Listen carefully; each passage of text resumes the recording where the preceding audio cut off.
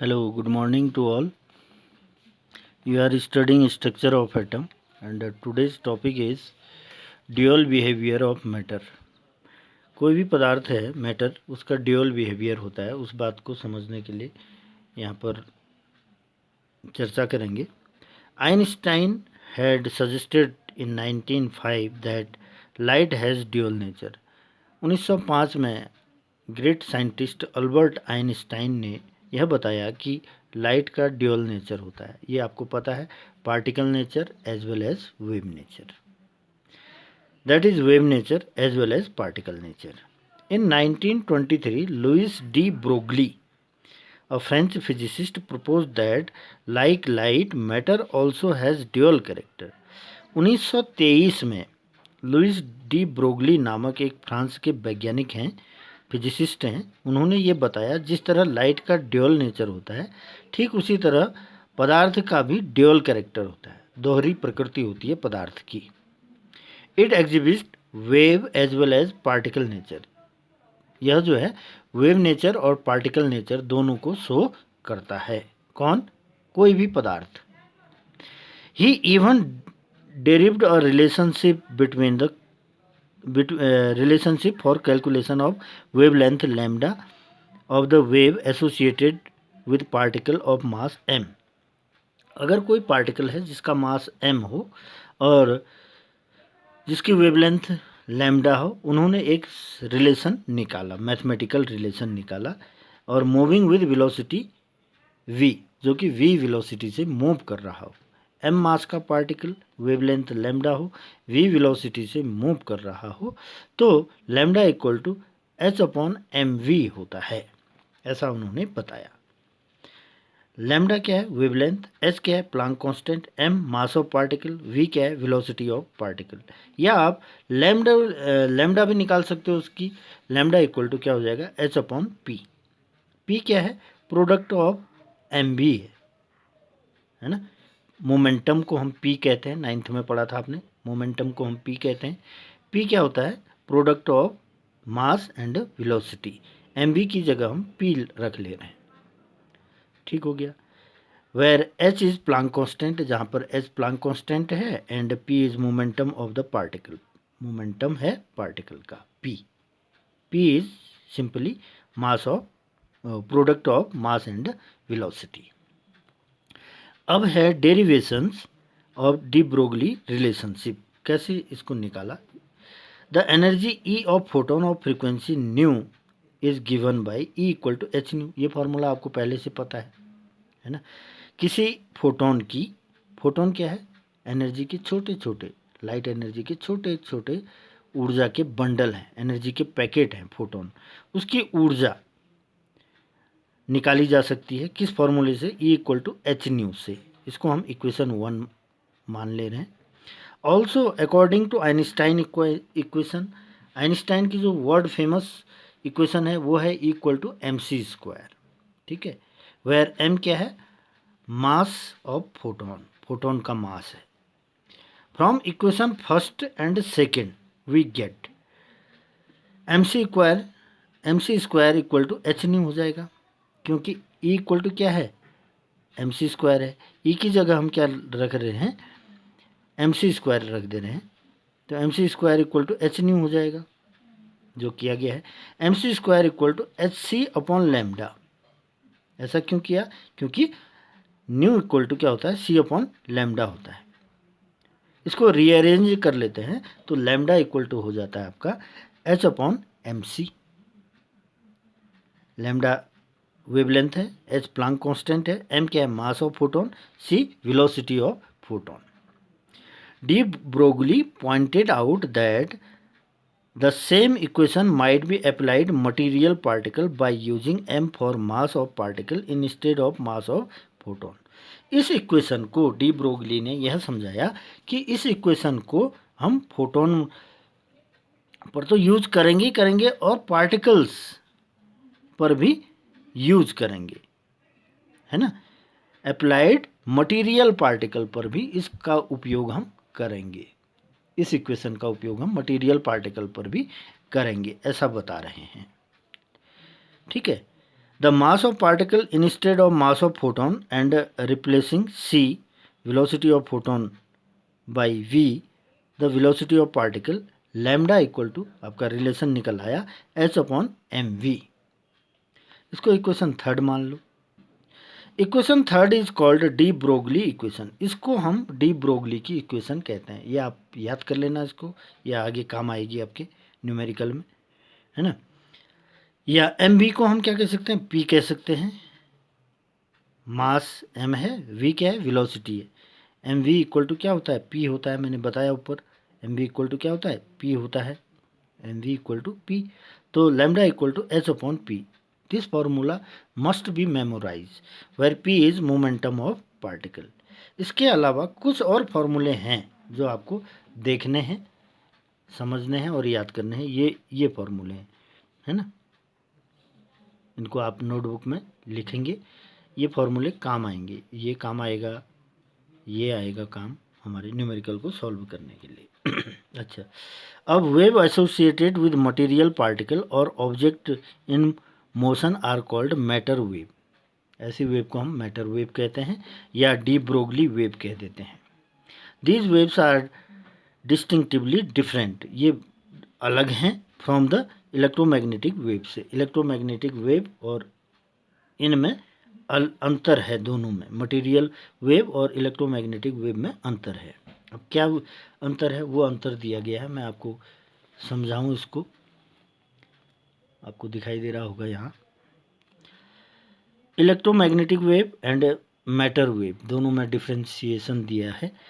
Electromagnetic wave, these waves are associated with electrical and magnetic field. ये electrical field या magnetic field से संबंधित होते हैं, जुड़े हुए होते हैं।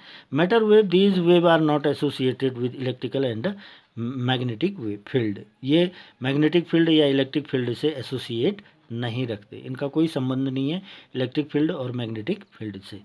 दूसरा है इलेक्ट्रोमैग्नेटिक में, electromagnetic wave can be emitted और रेडिएटेड इन स्पेस। इनको स्पेस में भी आप एमिट कर सकते हो या रेडिएट कर सकते हो। Matter wave neither radiate into space nor emitted by the particles, these are simply associated with the particle. इनको एमिट और रेडिएट नहीं कर सकते हो स्पेस में, है ना। अगला point, all electromagnetic wave travel with the same velocity. सारी की सारी इलेक्ट्रोमैग्नेटिक वेव की जो वेलोसिटी होती है सेम होती है। Matter waves travel with different velocity. Matter wave की वेलोसिटी अलग अलग होती है। Next point, the velocity of all electromagnetic wave is equal to that of light. जो इलेक्ट्रोमैग्नेटिक वेव होती हैं उनकी वेलोसिटी क्या होती है, सभी की लाइट के बराबर होती है। लाइट की वेलोसिटी क्या होती है, 3 × 10⁸ मीटर पर सेकंड, उतनी होती है। The velocity of matter waves is different from that of light. इनकी वेलोसिटी लाइट से अलग होती है। Fifth point, the wavelength of electromagnetic wave is given lambda equal to c/ν, या इसको हम कह सकते हैं h/mc। The wavelength of matter wave is given by relation lambda equal to h/mv और h/p। ये क्लियर कट डिफ्रेंशिएशन है, इसमें समझ गए होंगे आप। अब इस पर बेस्ड एक क्वेश्चन करते हैं हम। क्वेश्चन क्या है जरा देखें। थोड़ा किसी बच्चे को बुक दी थी तो उसने बुक जो है कंडीशन ख़राब कर रखी है। फिर भी कुछ पेज और है, नहीं तो मैं दूसरी अरेंज कर लेता। कुछ पेज में दिक्कत है, बाकी ठीक है बुक आगे। Calculate the wavelength of body of mass 1 mg है बच्चों, ये वहाँ कट हो गया है इसलिए मैंने यहाँ पेंसिल से लिखा है 1 mg। Calculate the wavelength of body of mass. एक बॉडी है जिसका मास 1 मिलीग्राम है, 1 है ये ध्यान रखना, पेंसिल से लिखा है मैंने 1 mg। Moving with velocity of 10 metre per second, जिसकी वेलोसिटी 10 मीटर पर सेकंड है। आपको क्या निकालनी है, वेवलेंथ निकालनी है। फॉर्मूला अभी डिस्कस किया हमने, लैम्डा इक्वल टू h/mv। इस फॉर्मूले में आप इसको पुट करेंगे तो आपका लैम्डा निकल आएगा। यहाँ पर किया है, मैं दिखाऊँ आपको। Substituting the value mass m equal to 1 mg, that is kilogram में चेंज कर दोगे। चेंज करने के लिए 10⁻⁻6 से इसको मल्टीप्लाई कर दोगे तो 1 × 10⁻⁻6 kg हो जाएगा, जो कि इक्वल होगा 10⁻⁻6 kg के। v है 10 मीटर पर सेकंड, h है 6.626 into 10⁻34 kg metre square per second. तो वैल्यू पुट करोगे वही formula h lambda equal to h upon M V में, तो ये वैल्यू आ जा रही है 6.626 इंटू 10⁻19 मीटर। एक और देखिए, calculate the momentum of moving particle has de Broglie wavelength of 200 picometre. PM है ये पिकोमीटर। आपको मोमेंटम निकालना है। एक ऐसा पार्टिकल है जिसकी वेवलेंथ 200 पिकोमीटर है, उसकी आपको मोमेंटम ज्ञात करनी है। डी ब्रोगली वेवलेंथ दे रखी है 200 पिकोमीटर। हम जानते हैं लैम्डा, डी ब्रोगली की equation lambda equal to H upon M V, या हम एम वी कह देंगे। एम वी इक्वल टू क्या निकालना है आपको? मोमेंटम निकालना है ना। मोमेंटम क्या होता है? Mass of velocity, product of mass and velocity होता है मोमेंटम, तो जिसको हम एम वी कह रहे हैं। M we equal to H upon lambda. H ये वैल्यू तो आपको मैंने बताया था, याद होनी चाहिए, 6.626 इंटू 10⁻⁻34 जूल सेकेंड। और इसको लैम्डा पिकोमीटर में दे रखा है, तो उसको मीटर में कन्वर्ट करेंगे, 10⁻⁻10 से मल्टीप्लाई कर देंगे तो मीटर में कन्वर्ट हो जाएगा पिकोमीटर, है ना। तो आप समझ गए होंगे रिलेशन। फर्स्ट चैप्टर में आपने पढ़ा है पिकोमीटर, नैनोमीटर, ये सब है ना, एंगस्ट्रॉम का रिलेशन। तो कन्वर्ट कैसे किया जाता है, 10⁻⁻10 से मल्टीप्लाई कर दिया है सिंपली। तो M B equal to H upon lambda में रखेंगे तो वैल्यू सब्स्टिट्यूट करने पर ये निकल आ रहा है। ठीक हो गया, समझ गए होंगे आप। अगला है एक क्वेश्चन और देख लेते हैं। Calculate the wavelength of electron moving with velocity of 2.05 into 10⁻7 metre per second. Wavelength, एक इलेक्ट्रॉन की वेवलेंथ निकालनी है आपको, जिसकी स्पीड जो इस वेलोसिटी है 2.05 इंटू 10⁻7 मीटर पर सेकंड है। रिलेशन वही है, lambda equal to H upon M V. Value put करोगे तो ये आ जाती है 3.55 into 10⁻11 metre. One more question, एक और देख लेते हैं। द मास ऑफ, दिख पा रहा होगा, यस, अब देखो, the mass of an electron is 9.1 into 10⁻31 kg। ये याद कर लेना, यहाँ तो दिया है क्वेश्चन में, लेकिन ये फिगर आपको याद होनी चाहिए। मास ऑफ इलेक्ट्रॉन इतना होता है। If its K E for kinetic energy is 5 into 10⁻25 joule, calculate its wavelength. इसकी वेवलेंथ निकालनी है आपको। Mass of electron that is given 9.1 into 10⁻31 kg। K equal to आपको पता है kinetic energy equal to half M V square होता है, that is they रखा है। काइनेटिक एनर्जी दे रखी है 5 इंटू 10⁻25 जूल दे रखी है ना। तो इसमें रख रहे हैं हम, मास को पुट कर रहे हैं, वी निकालना है, वी निकल जाएगा हमारा, है ना। इसमें पुट कर रहे हैं तो ये वैल्यू इतनी आ रही है। तो वी स्क्वायर इक्वल टू इतना, तो वी इक्वल टू रूट हो जाएगा इतना, तो 2 ऊपर चला जाएगा, मल्टीप्लाई होके ये ऐसे, इतना आंसर इसका आएगा। तो एच की वैल्यू हमें पता है, एच होता है 6.626 इंटू 10⁻34 जूल सेकेंड।